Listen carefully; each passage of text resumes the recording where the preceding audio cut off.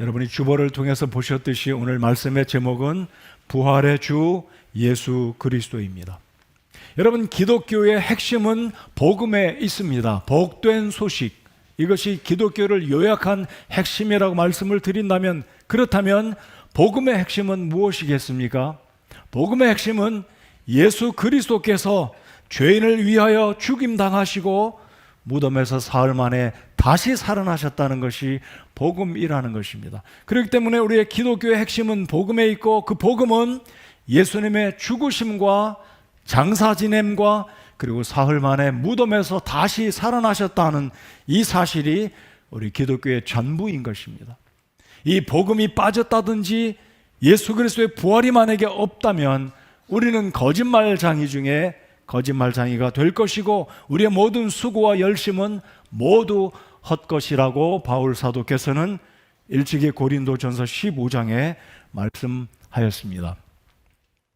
여러분, 신구약 성경의 모든 진리의 최고봉은 예수 그리스도의 죽으심과 부활입니다. 그래서 우리 주님께서는 여러분 잘 알고 계시는 요한복음 14장 6절에 이렇게 말씀하지 않으셨습니까? 내가 곧 길이요 진리요 생명이니 나를 통하지 않고는 아무도 아버지께 오지 못하느니라. 자, 예수님 말씀하시기를 내가 진리요 길이요 생명이다 말씀하십니다. 길과 진리와 생명. 그런데 예수님께서 만약에 부활하지 못하셨다면 예수님의 그 말씀, 내가 곧 길이요 진리요 생명이라는 것은 쓸데없는 말, 한때의 말, 거짓된 말로 지나가고 말았을 것입니다. 그러나 이 아침에도 예수 그리스도는 살아계시며 하나님 보좌 우편에서 저와 여러분들을 위해서 고통 중에 있는 우리를 보고 계시고 기도하시는 주님으로 인해서 감사와 찬양을 드립니다.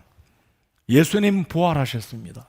우리의 주님은 지금도 살아계시며 언젠가 때가 되면 다시 오셔서 우리 모두를 하나님 나라로 천국으로 맞이해 주시리라 믿습니다. 자, 그러면 오늘 누가복음 24장에 우리 주님이 부활하셨다는 이 본문의 말씀을 통해서 우리 예수 그리스도는 어떤 분이신지, 부활의 주님은 어떤 분이신지 본문이 말씀하고 있는 하나님의 말씀을 통해서 세 가지만 살펴보겠습니다. 우리 어린아이들도 쉽게 이해할 수 있기를 바라는 마음으로 제가 말씀을 전하기 노력하겠습니다. 자, 첫 번째로 부활하신 우리 예수님은 우리에게 평강을 주시는 예수 그리스도가 되십니다. 세 가지 것 가운데 첫 번째, 이 평안에 대해서, 이 평강에 대해서 많은 시간을 할애하고 싶습니다.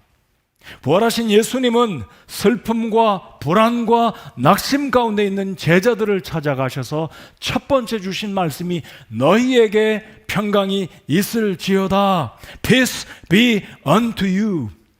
자, 36절 하반절에 보시면 평강이 있을지어다. 누구에게요? 너희에게 평강이 있을지어다. Peace be unto you.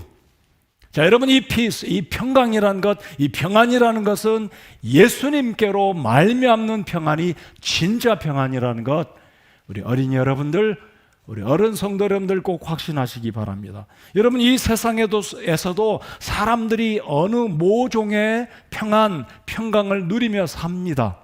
예를 들면 돈이 많이 생기면, 사업이 잘 되면, 사람이 칭찬하면, 인기를 얻으면, 집안이 모든 일이 잘 되면 평안합니다.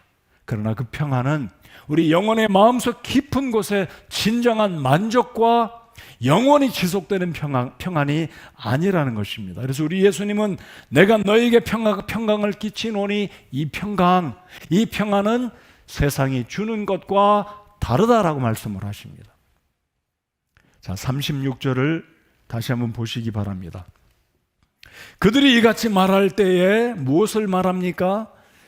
예수 그리스도께서 죽으셨고, 성경에 27절에 있는, 올라가서 27절을 보시면 예수님께서 엠마오 도상으로 내려가고 있던, 낙심하던 그 제자들을 찾아가셔서 부활의 예수님을 직접 보여주시고 하나님의 말씀을 풀어서 그들의 낙심을 기쁨으로 바꾸어 주십니다. 이 두 제자가 예루살렘 마가의 다락방에 두려움 가운데 모여있던 제자들에게 소식을 전하지만, 다른 복음서를 보면 여전히 제자들은 예수님을 만나본 사람들의 말을 들었지만 여전히 이들은 아직도 오리무중이었습니다. 예수님 진짜 부활하셨나? 35절에 보십시오. 길에서 이루어진 일들과 그분께서 빵을 떼실 때에 자기들이 그분을 알게 된 일을 말하더라. 그러니까 예수님을 직접 목격한 부활의 증인이라고 말할 수 있겠지요. 이 두 사람은 예수님을 직접 만났습니다. 그럼에도 불구하고 다른 복음서를 보면 여전히 제자들은 믿지 못했습니다. 자, 그런데 이 상황을 잘 보면 38절에 보십시오. 이 제자들은 마가의 다락방에 모였지만 불안해하고 있었습니다. 왜 불안했었습니까? 예수님이 붙들려 갔고 그 능력 많으신 예수님이 아무런 힘도 써보지 못하고 십자가 위에 못 박혀 죽으셨으니 우리 또한 붙들려 간다면 로마 제국을 반란해서 소동을 일으키고 로마 제국에 반기를 든다고 우리 제자들을 붙들어 가면 어떻게 할 것인가 두려워서 이들은 문을 잠그고 불안에 떨고 있었을 때 그때 주님께서 오셔서 부활의 첫 메시지가 바로 이것이었습니다. 너희에게 평강이 있을지어다. 자, 여기서 말하는 평강은 예수님만이 주실 수 있는 참된 평강이라고 믿습니다. 자, 한 장을 잠깐 넘겨서 윗구절 올라가서 17절을 한번 보시겠습니다. 17절. 예수님이 죽으셨을 때 3년간 아니면 3년 가까이 예수님을 따라오면서 말씀을 듣고 하나님 나라에 대한 소망과 기대를 가졌던 예수님의 제자들 가운데 일부는 이렇게 모든 소망과 기대가 무너졌다. 우린 예수님을 따라갈 이유도 없다. 이제 예수님이 돌아가셨기 때문에 이제 집에 돌아가서 우리의 본업으로 우리의 직장과 사업을 일으켜서 우리의 먹고 살 것을 한번 힘써보자라고 아마 이 제자들은 낙심하며 고향으로 가고 있었습니다. 17절 제가 읽겠습니다. 그분께서 그들에게 이르시되 너희가 걸으면서 주고받는 이것들이 무슨 대화이기에 너희가 슬퍼하느냐? 왜 너희들 슬퍼하느냐? 자, 이 구절 한 구절을 통해서 우리가 알 수 있는 것은 상당한 수의 제자들은 11명의 사도들은 물론 이려니와 상당한 제자들은 낙심하고 두려움과 불안과 좌절 가운데 예수님 따르는 거 이제는 우리의 모든 꿈과 기대는 사라졌다. 예수님의 죽으심과 함께 우리의 모든 기대는 사라졌다고 생각하고 고향으로 간 사람들, 두려워서 숨었던 사람들 각기 다른 모양으로 부정적으로 낙심과 근심 가운데 있었습니다. 여러분, 요한복음 20장을 읽어볼 것 같으면 예수님이 그렇게 사랑했던 마리아, 막달라 마리아, 그리고 또 다른 마리아, 예수님의 어머니 마리아, 여인들이 무덤가에 가게 되는데 예수님의 시신 위에 향료를 부으려고 예수님의 무덤가에 가는데 이 여인들도 모두 다 공통적인 것은 슬픔과 낙심과 좌절 가운데 침울해서 예수님이 살아날 것이라는 말씀은 기억도 안 나고 모든 당시의 정황은 제자들이나 예수님을 사랑했던 여인들 모두가 다 공통적이었던 것은 예수님 죽으셨기 때문에 끝났다. 슬픔과 애도의 마음으로 찾아가고 있었던 모습을 복음서에서 보게 될 것입니다. 자, 이런 제자들의 상황을 너무나 잘 아시는 예수님이 첫 번째 메시지는 나 살아났다. 너희들 두려워하지 말라 이것이 아니라 너희에게 평강이 있을지어다. 예수님은 우리의 심정, 우리의 심리적인 부담, 우리의 정신적인 어떤 어려운 것들을 너무나 잘 아셨기 때문에 첫 번째 메시지가 너희에게 평강이 있을지어다 였습니다. 여러분, 코로나19 문제로 대부분의 사람들은 지금 죽음의 두려움 가운데 있습니다. 어제 뉴스를 보니까 미국에 50만 명, 상상이 안 되는 굉장한 숫자입니다. 하루에도 800명 이상이 죽어나가고 있습니다. 앞으로 미국이 어떻게 될지 모르겠습니다. 지구촌의 모든 사람들은 코로나19로 지금 두려움 가운데 평안은 온데간데 없이 모두 다 지금 두려움과 공포 가운데 있지 않습니까? 사업은 어려워집니다. 뜻밖의 어려운 일을 직면해서 본능적으로 염려와 불안에 떨면서 살아가고 있는 것이 오늘 이 시대 우리 대한민국뿐만 아니라 온 지구촌이 평안과는 거리가 먼, 아니 평안하기를 간절히 구가하지만 눈을 떠서 보면 현실은 어렵습니다. 사람이 죽어갑니다. 모두 다 마스크 쓰고 다니고 미국은 굉장합니다. 우리는 그렇게 예쁘게 생긴 마스크를 쓰죠. 미국은 자유로운 나라라서 말머리 쓰고 다니는 사람, 뭐 방독면 쓰고 다니는 사람, 괴상한 사람들이 여기저기 길거리에 다니고 있습니다. 막 그 사람들은 아마 유희를 즐기며 사는지 모르겠지만 나름대로 심각하게 자신을 보호하기 위해서 개성적인 방법으로 대처하고 있다고 생각합니다. 여러분, 우리의 이 시대는 온 지구촌 세상이 아무도 상상하지 못했던, 예측하지 못했던 코로나19 문제로 불안에 떨고 있습니다. 자, 이런 이 순간에 예수 그리스도의 부활을 맞은 우리에게 주시는 하나님의 음성, 하나님의 메시지는 2000년 전이나 오늘 이 시대나 동일한 메시지를 우리 주님이 주시기 원하신다라고 저는 믿습니다. 우리 예수님께서는 저와 여러분에게 이 아침 시간에 여러분이 어디에서 예배를 드리시든지 우리의 마음을 아시는 우리 사랑하는 주님은 너희에게 평강이 있기를 원하시는 좋으신 주님이신 줄 믿고 감사하시기 바랍니다. 우리에게 평안이 있기를 원하시는 주님. 요한복음 14장 27절에 이렇게 주님 말씀하십니다. 내가 너희에게 평안을 남기노니 곧 나의 평안을 너희에게 주노라. 세상이 주는 것과 달리 내가 너희에게 주노니 너희는 마음에 근심하지도 말고 두려워하지도 말라. 여러분, 평안과 반대되는 것이 무엇입니까? 근심과 걱정 다 내려놓고 모든 것 우리 주님께서 나를 지켜주실 것이다. 나의 필요를 공급하실 것이다. 나의 내일과 미래를 책임져 주실 것이라는 것을 믿을 때 우리는 평안해질 수 있습니다. 마치 우리 어린아이들이 어두운 밤길을 걸어갈 때 어머니, 아버지의 손을 꼭 붙들고 가면 누가 나타나도, 도깨비가 나타나든 무엇이 나타나든 아버지, 어머니를 믿기 때문에 그 아이의 마음은 두렵지 않은 것처럼 우리가 하나님 아버지를 신뢰하고 부활하신 우리 주님, 믿으신 우리를 사랑하신 그 주님을 믿는다면 이 말씀 앞에 모든 것을 맡기고 너희에게 평강이 있을지어다. 이 말씀이 우리의 마음을 사로잡는 복된 이 아침 시간, 복된 이 메시지가 되기를 소원합니다. 여러분, 이 말씀을 믿으시기 바랍니다. 이 말씀은 비단 2000년 전에 제자들에게만 주시는 말씀, 제자들에게만 적용되어지고 효력 있는 말씀이 아니라 지금도 부활하여 살아계신 그 주님께서 이 본문의 말씀을 통해 두려움과 어려움과 불안에 떨고 있는 온 세상 사람들에게, 특별히 하나님의 백성들에게 주시는 위로의 메시지라는 이 말씀을 붙들고 우리 주님이 나에게 평안 주시기 원하시는구나 믿고 확신하시기 바랍니다. 자, 37절 보시겠습니다. 그러나, 여러분, 성경에 그러나가 등장하면 앞에 부정이면 뒤에는 긍정입니다. 그러나 반대로 앞에가 긍정인데 그러나가 나오면 그 다음은 부정입니다. 자, 예수님은 긍정적인 것을 말씀하십니다. 불안하고 두려워했던 이들에게 너희에게 평강이 있을지어다. 그런데 37절에 뒤따르는 단어는 그러나입니다.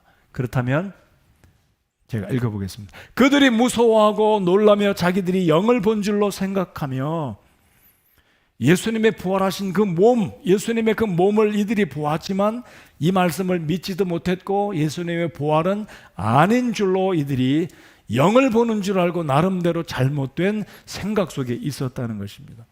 여러분, 오늘 이 아침 시간에 과연 예수 그리스도께서 2000년 전에 나를 위해서 죽으셨고 부활하셨고 하나님 보좌로 돌아가셔서 지금도 저와 여러분을 위해서 기도하고 계시며 지금도 우리에게 평안을 주시기 원하시는, 아니 평안을 충분히 주실 수 있는 전지전능하신 주님이라고 믿으신다면 그러나가 뒤따를 필요가 없음을 믿으시기 바랍니다. 여러분, 우리의 삶 가운데는 그러나가 아니라 그렇습니다. 주님이 나와 함께 하신다면 이 어렵고 두려움 가운데 있는 이 세상 가운데서 주님, 제가 평안 주실 것을 믿습니다. 평안을 주시옵소서. 제가 주님을 신뢰하겠습니다. 이렇게 반응해야지 그러나가 우리의 마음속에 있어서는 안 될 것입니다. 여러분, 우리 부활하신 예수님께서 우리의 고통과 우리의 불안한 상황을 다 보고 계시고 알고 계시며 우리를 지켜주시기 원하시는 자비하신 주님이라고 믿고 확신하십니까? 그러나가 필요 없습니다. 오늘 이 아침에도 주님이 말씀하시기를 너희에게 평안이 있을지어다. 너희에게 평강이 있을지어다. 영어로 다시 한번 말씀드립니다. Peace be unto you라고 말씀하신 이 주님의 놀라운 선포의 말씀이 여러분과 저의 말씀이 되기를 소원합니다. 평강이 너희에게 있을지어다. 믿음으로 받아들이시는 여러분 모두가 되시기 바랍니다. 자, 그런데 말씀드리는 것은요, 이 평강이라는 것은 우리가 착각하지 말아야 될 것은 세상에서 얻을 수 없는 또 다른 매우 특별한 주님만이 주시는 참된 평안인 줄 믿으시기 바랍니다. 우리가 이 평강은 생각할 때 내가 어떤 종교를 선택하면 그 종교가 나에게 평강을 줄 줄 알고 착각하고 종교적인 열심에 빠져 살아가는 사람들이 있다는 것입니다. 천만에요. 그것은 종교적인 허울된 외식적인 표면적인 평강이지 주님으로부터 말미암는 평강이 아니라는 것입니다. 여러분이 종교를 선택하고 그 종교가 평강을 주실 줄 알고 열심낸다면 진정한 이 평강의 맛은 경험하지 못할 것입니다. 또 하나 말씀드리기 원합니다. 요즘에 사람들이 말하는 멍때리기라는 게 있지 않습니까? 바쁘고 분주한 이 세상에 너무나 많은 것들이 우리의 시각과 청각을 힘들게 하는데 다 내려놓고 멍때리기, 아무것도 하지 말고 그냥 무념무상 아무 생각 없이 멍때린다. 그러면 마음이 평안해진다. 평안해질 수 있을 겁니다. 그러나 그 평강은 주님으로부터 오는 평강이 아니라는 겁니다. 잠시 우리의 머리가 상쾌해질 수 있을 것입니다. 명상이나 어떤 묵상을 통해서 우리의 마음이 좀 편해질 수 있지만 예수님이 오늘 요한복음 14장 27절에 말씀하신 내가 너희에게 평안을 남기노니 곧 나의 평안, 잘 보십시오. 곧 나의 평안이라고 그랬습니다. 그러니까 세상이 우리에게 주는 평안도 아닙니다. 다시 말씀드리면 돈이나 명예나 세상의 쾌락이 우리의 마음에 평강을 주는 그 평강과는 근본적으로 다른 평강, 다른 평안을 우리 주님이 주실 수 있다는 것입니다. 여러분, 종교를 통해서 평강을 얻으려고 애쓰지 마십시오. 잠시 그것은 우리를 속일 수 있습니다. 착각할 수 있어요. 종교적인 열심, 종교적인 어떤 매력들, 종교적인 어떤 외형적인 아름다움이 우리의 마음속에 평안처럼 다가오지만 어려움이 오면 그 평강은 사라져버립니다. 영원히 지속되지 않습니다. 그래서 세상적인 평강과 주님이 주시는 평강은 근본적으로 다르다는 것입니다. 예를 한번 말씀드려 볼까요? 요한복음 4장을 보면 물가에 물을 길러온 여인이 있었습니다. 이 여인은 자신이 원하는 평강, 자신이 원하는 그 만족을 위해서 살아왔던 여인이었습니다. 여태까지 남편이 몇이 있었습니까? 4명. 지금 살고 있는 그 남자는 5번째. 근데 지금도 그 남편은 이 여인에게 만족을 주지 못했습니다. 아마 이 남편은 무대뽀적인 사람이고 거칠고 자기만 원하는 주관적인 사람으로 이 아내를 돌보지 않는 좀 그런 남편인지 모르겠지만 이 여인은 여전히 갈급했습니다. 쉽게 말씀드리면 본인이 원하는 평강을 얻지 못했습니다. 예수님이 그 여인을 구원하시려고 이 여인에게 진정한 만족을 주시려고 찾아가셨습니다. 여인에게 물을 달라고 말합니다. 이 여인이 말하기를 아니 당신은 유대인으로서 사마리아인 나에게 어찌 물을 달라고 유대인의 금기를 깨고 나에게 물 달라고 말을 것입니까? 예수님이 그 말을 이어서 내가 너에게 물을 달라고 하는 내가 누구인 줄 알았다면 너는 생수를 구하였을 것이다. 아니 당신에게는 두레박도 없는데 이 깊은 물에서 어찌 물을 길어서 내게 물을 줄 수 있겠습니까? 내가 주는 물을 마시는 자는 다시는 목마르지 않을 것이다. 주님이 이렇게 말씀하십니다. 이 물을 마시는 자는 다시 목마르려니와 이 우물에서 당신이 깃는 그 물은 먹어도 마셔도 물 길러 와도 그 다음날 또 물을 길러 와야 되고 목이 마르지만 내가 줄 물은 그 사람 속에서 솟아나는 우물이 되어 영존하는 생명에 이르게 하리라. 신기한 말을 들은 이 여인이 예수님께 쉴 틈 없이 또 이렇게 묻습니다. 선생님이여 이 물을 내게 주사 내가 목마르지 않게 하시고 또 여기로 물 기르러 오지 않게 하옵소서. 여러분, 이 예수님이 이 여인과 말한 대화를 잘 보시면 세상의 수많은 사람들은 세상에서 얻을 것 같은 평안을 얻으려고 애쓰고 수고하고 날마다 반복적인 고난의 연속적인 삶을 살아갑니다. 주님은 분명히 말씀하십니다. 내가 주는 물이 생수요, 이 우물에서 물을 마시는 사람은 또 마셔야 되고 또 마셔야 되고 또 물을 길러 와야 된다고 말씀합니다. 여러분, 신약 성경에서 말하고 있는 이 평안이라는 단어가 어떤 의미인지 헬라어로 제가 굳이 설명을 안 드려도 이 평강이란 단어 또는 이 평화란 단어가 늘 쌍둥이처럼 붙어 다니는 단어가 하나 있는데, 그 단어가 무슨 단어인 줄 여러분 알고 계십니까? 은혜와 평강입니다. 자, 은혜와 평강 한번 따라서 해보실까요? 은혜와 평강. 여러분, 바울 사도가 기록한 13권의 서신을 보면 거의 서두에 1장 1절이나 2, 3절 서두에 보면 이런 말이 꼭 기록되어 있습니다. 제가 한번 읽어드리겠습니다. 하나님께서 이 평안과 동행되어지는, 병행되는 이 단어, 이런 표현이 이렇습니다. 하나님 우리 아버지와 주 예수 그리스도로부터 은혜와 평강이 너희에게 있기를 원하노라.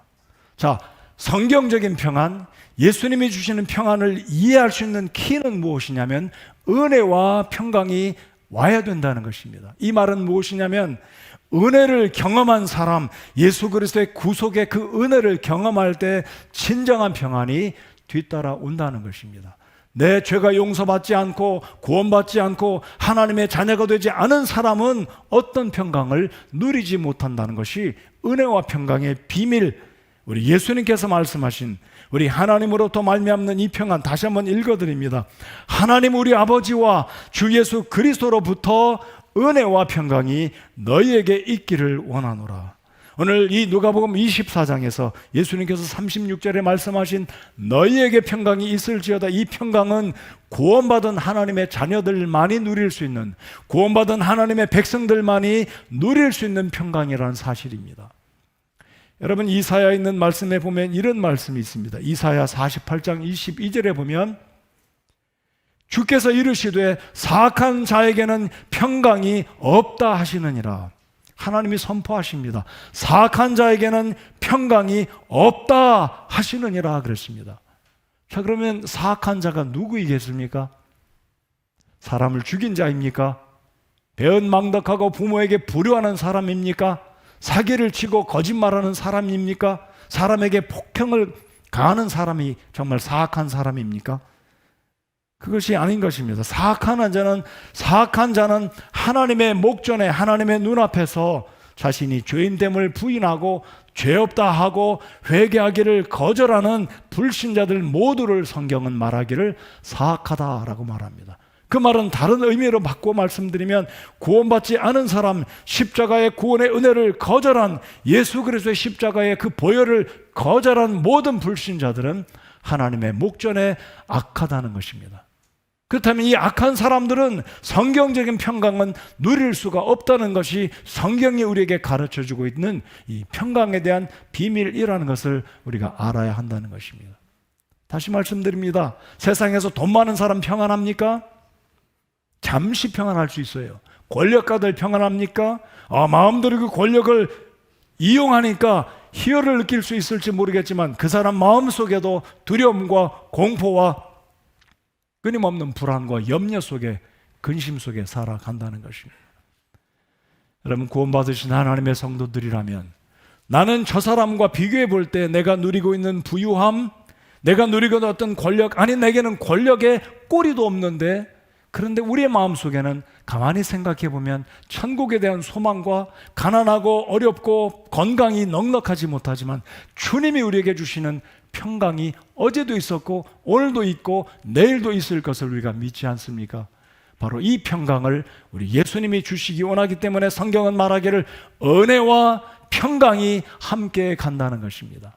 이 말씀을 듣고 있는 여러분들, 성경적인 이 평강, 예수님이 주시는 이 부활의 주님이 주시는 평강을 누리기 원하신다면 먼저 하나님 앞에 죄인됨을 인정하고 회개하고 예수님을 영접할 때 하나님의 백성이 되고 하나님의 자녀가 되면 하나님께서 엄청난 평강을 여러분의 마음속에 일생다하도록, 아니 영원토록 우리의 마음속에 끊이지 않는 평강을 주실 줄을 믿으시기 바랍니다.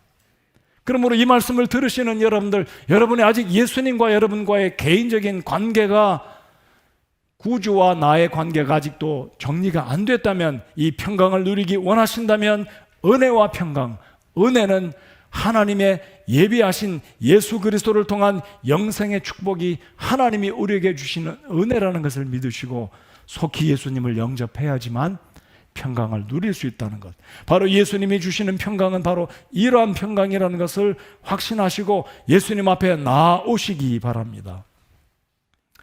여러분, 구원받은 모든 성도들은 나이를 물어나고 공통적인 것이 있습니다. 주님을 찬양하기를 기뻐하고 주님 앞에 나오는 것이 즐겁고 예배하는 것이 즐겁습니다. 어린아이도 그렇고 청소년도 그렇고 청년들도 그렇고 할머니 할아버지도 그렇고 모든 사람들의 연령과 성별을 물어나고 공통적인 것은 우리 마음속에 성령 하나님이 내주하시기 때문에 그분께서 주시는 평강이 우리 모든 구원받은 성도들에게 마음속에 있다는 이 증거가 우리 입술의 고백이고 우리 모두가 느끼는 평안이 아니겠습니까?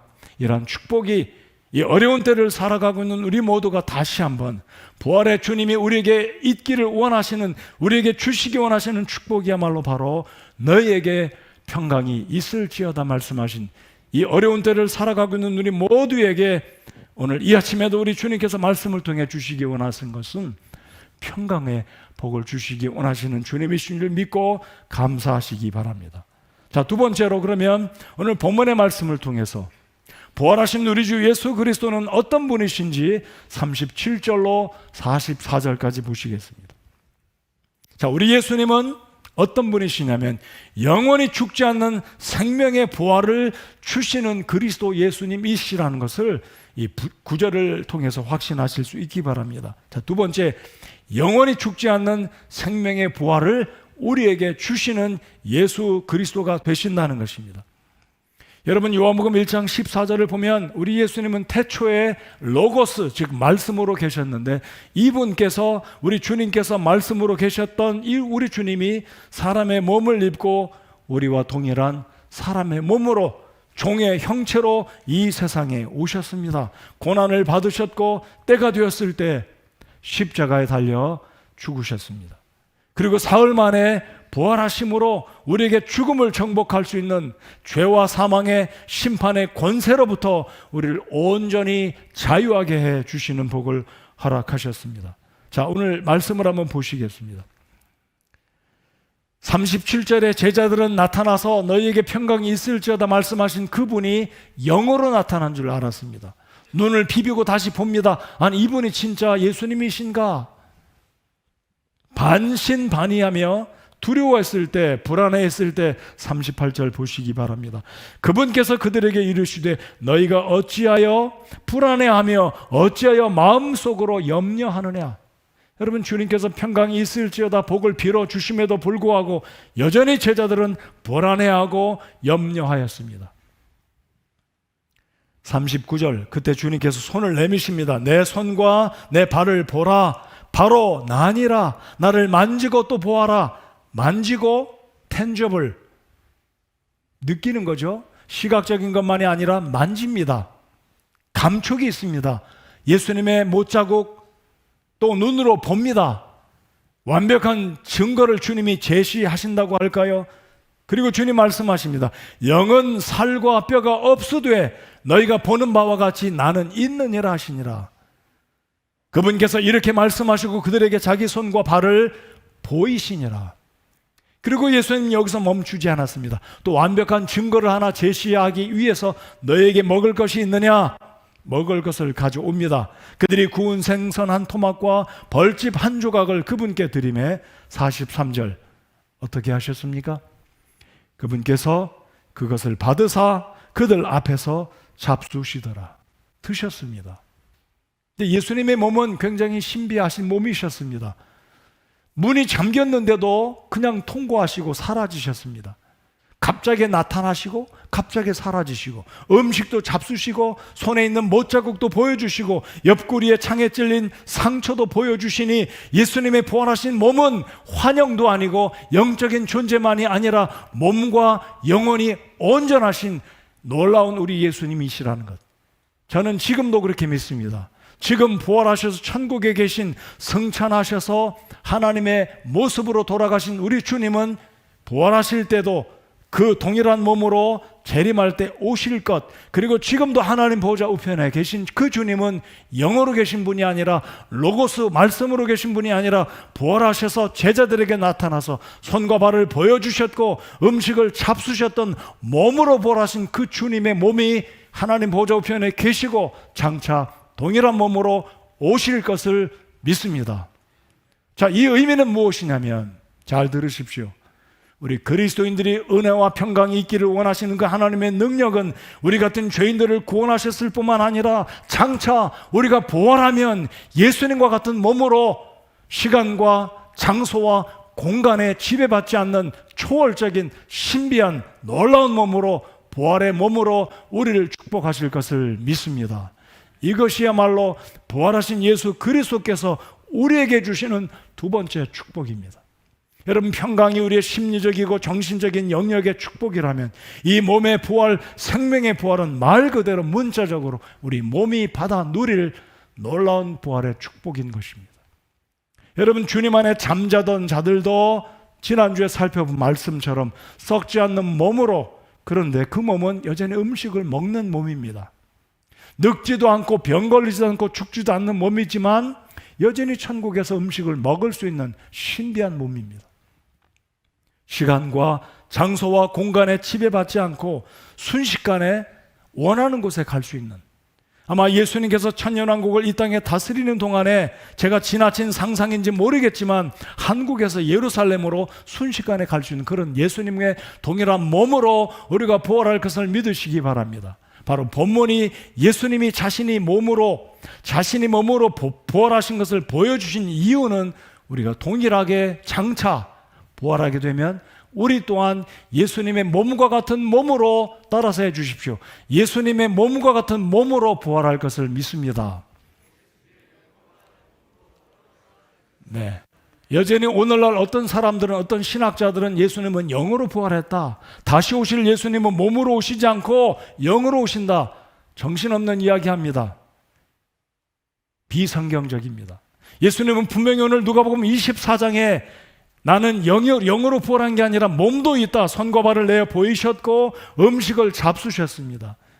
예수님이 시장에서 먹고 싶어서가 아니었습니다. 음식을 탐해서가 아니었습니다. 의심하고 불안했던 이들에게 평강을 주셨을 뿐만 아니라 먹을 수 있는 이 몸이 있다는 것을, 실제 몸으로 부활했다는 것을, 신비한 몸이라는 것을 보여주시기 위해서. 여러분, 예수님이 얼마나 위대하신 우리 주님이십니까? 장차 우리가 부활할 때도 썩지 않는 몸으로 첫 열매, 부활의 첫 열매 되신 예수님과 동일한 몸으로 부활할 것을 믿고 확신하시기 바랍니다.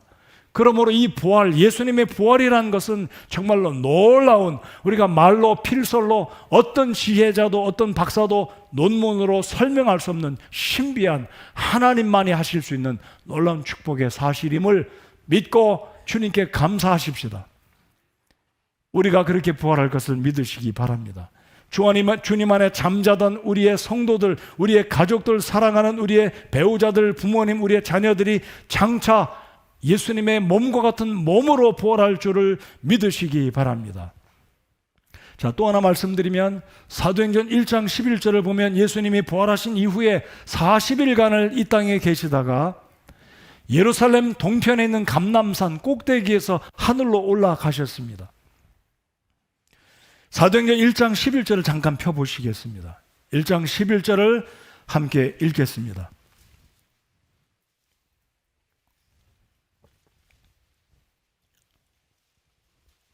신약성경 사도행전 1장 11절입니다.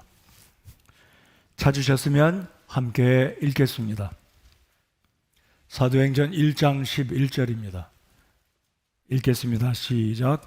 또 그들이 이르되 너희 갈릴리 사람들아, 너희가 어찌하여 서서 하늘을 바라보느냐?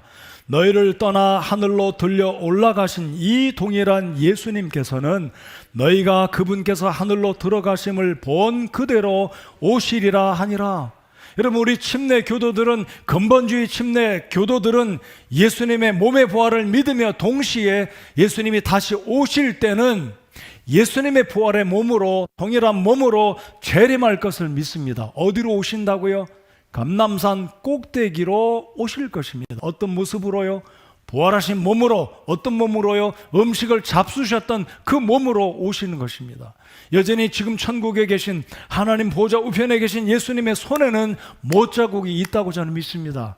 예수님의 발에는 못자국이 있다고 믿습니다. 아니, 영원히 우리가 천국에 들어가서도 예수님을 뵐 때마다 우리가 스스로 상기받는 것은 예수님의 손을 볼 때마다 나를 위해서 고통받으신 그 예수님의 손, 나를 위해서 옆구리에 창으로 찔리시고 피와 물을 다 쏟으신 그 주님을 볼 때마다 영원히 잊지 못하고 잊지 않고 감사드릴 것입니다. 예수님은 자신을 위해 몸에 지니신 그 상처, 스티그마, 상처를 지금도 지니고 계십니다. 그 모습으로 오실 것입니다. 믿으십니까?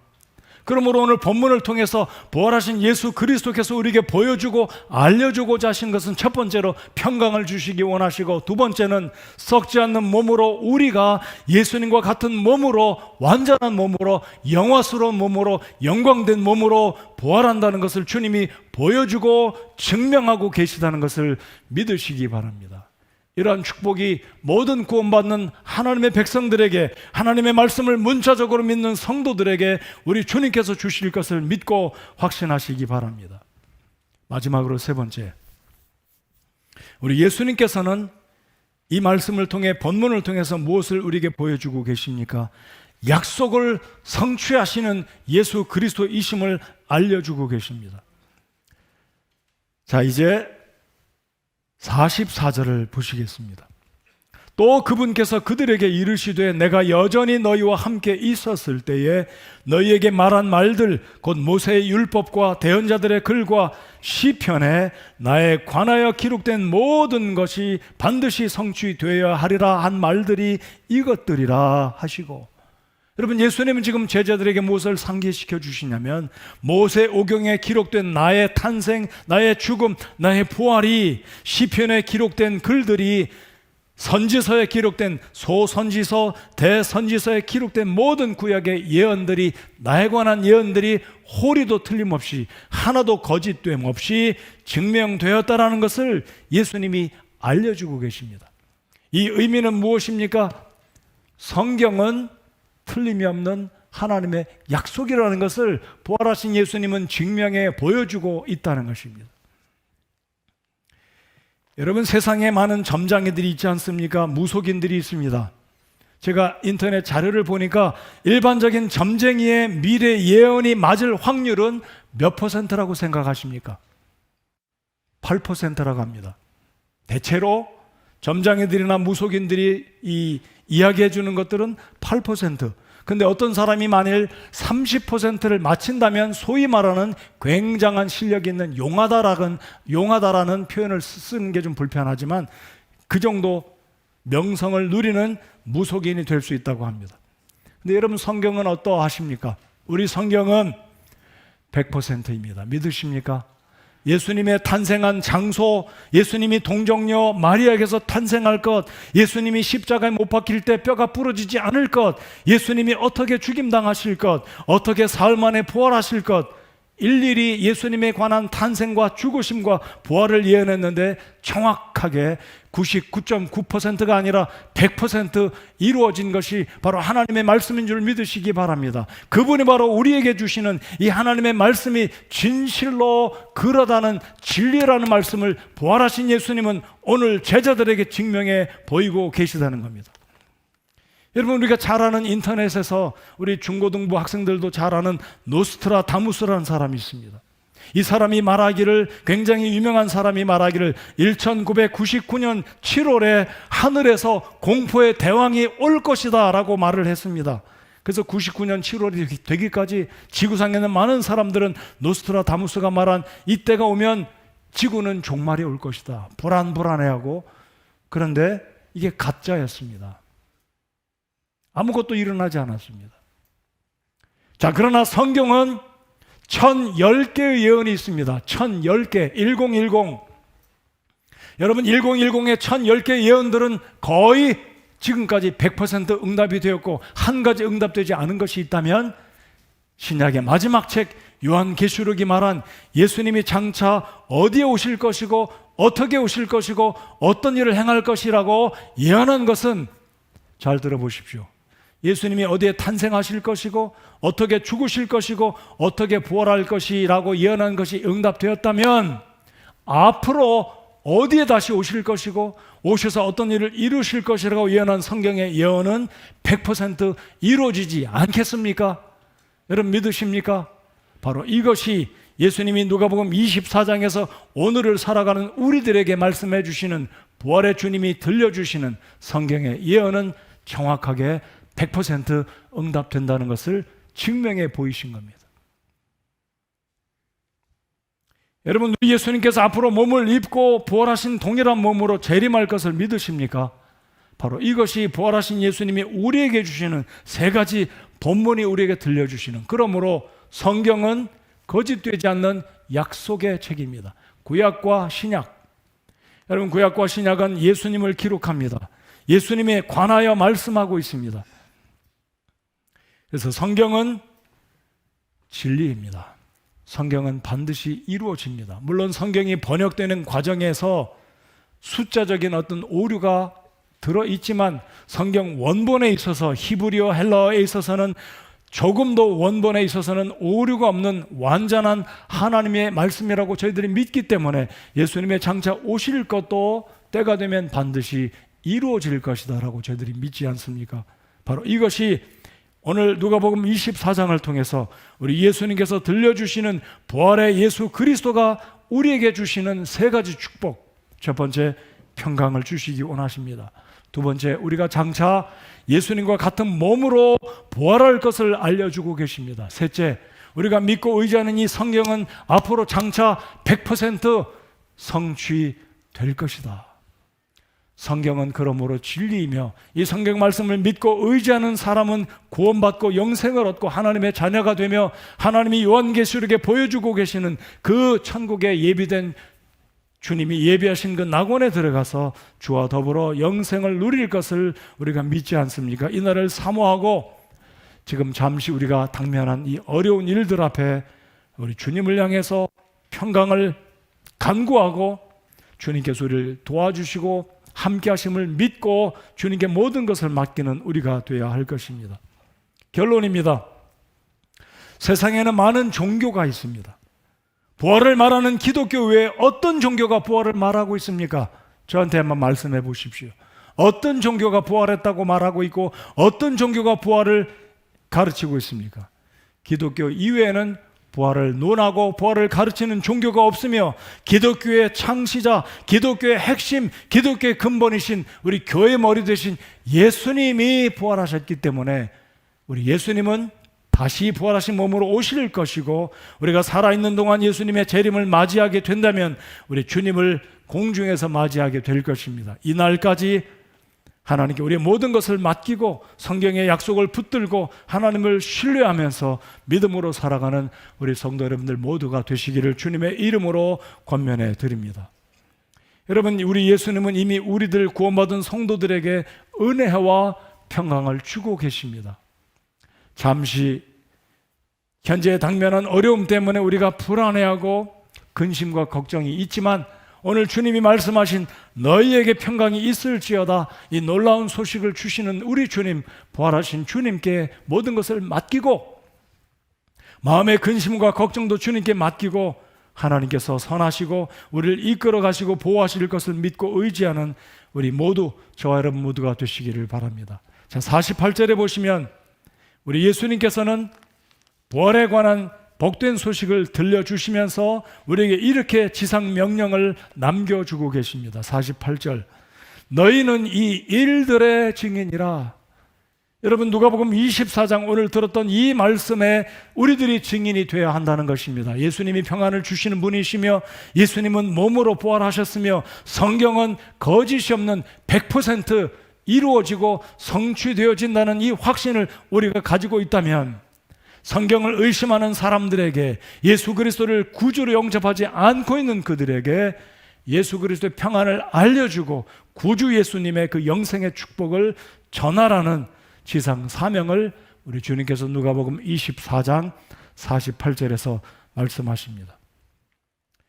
특별히 고난 가운데 있는 우리 성도 여러분들, 병약하고 사업과 생업에 어려움이 있는 우리 성도 여러분들, 오늘 부활 주일을 맞아서 이 주님께서 누가복음 24장을 통해 우리에게 주시는 이 놀라운 세 가지 말씀을 꼭 기억하시고 평강을 주시는 우리 주님, 민수기 6장 24절 25절 우리 하나님은 우리에게 평강을 주시기 원하시는, 복 주시기 원하시는 하나님을 이 누가복음 24장 말씀과 연관해서 확신하시면서 내 하나님은, 내 주님은 나에게 평강 주시기 원하시는 주님이라고 믿고 부활하신 주님을 소망 중에 바라보면서 어려움을 극복하고 주님 의지하면 잠시 지나가면 우리 주님께서 다시 오셔서 우리를 맞이하실 것이고, 구원받은 우리 성도 여러분들 은혜와 이 평강, 은혜와 이 평안을 누리시면서 주님께서 마지막 48절에 명령하시는 너희는 이 일들의 증인이라 말씀하신 이 말씀을 사회적 거리를 두고 있기 때문에 전도하기가 쉽지 않은 시대를 맞았습니다. 아마 갈수록 앞으로 우리가 전도하기가 어려운 시대가 되지 않을까 성급한 판단이지만 그렇게 생각해 봅니다. 그럴지라도 우리 여전히 그리스도인들의 사명은 구원받지 아니한 우리의 이웃들과 가족들에게 예수 그리스도는 우리의 구주가 되시며 부활의 주님이시요 평강을 주시는 미쁘시고 좋으신 주님이라는 건 이 사실을 증거하는 우리가 되어야 한다는 것입니다. 인터넷을 통해, 영상을 통해 이 말씀을 들으시는 여러분 모두 아직까지 예수님을 여러분의 구주로 영접하지 않으셨다면 이 성경 말씀은 정확하게 100% 이루어지는 말씀인 줄을 믿고 확신하시면서 예수님은 부활하셨고 지금도 우리에게 평강을 주시기 원하시는 좋으신 주님이신 줄을 믿고 마음속에 여러분의 구주로 영접하신다면 여러분이 지은 모든 죄와 허물을 단번에 우리 주님이 용서하시고 하나님의 자녀 삼아 주실 것을 믿고 확신하시는 여러분 모두가 되시기 바랍니다. 성도 여러분들, 잠깐이면 이 모든 고난들과 어려움이 지나갈 것이고 우리에게 허락된 이 땅 위에서 인생이 지나갈 것이고 부활하신 그 주님을 뵐 날이 우리가 생각한 것보다 짧게 다가올 줄을 믿습니다. 그날까지 인내하시면서 신실하신 우리 주님 바라보시고 지금도 나를 위해서 부활하신 그 주님이 하나님의 보좌 우편에서 기도하고 계신다, 나를 응원하고 계신다는 것을 믿으시고 주님의 다시 오심을 볼 때까지 인내하면서 믿음의 경주를 이어가시는 약속의 말씀을 붙들고 주님 의지하면서 승리하시는 여러분 모두가 되시기를 우리 부활하신 예수님의 이름으로 권면해 드립니다. 함께 고개 숙여 기도하겠습니다.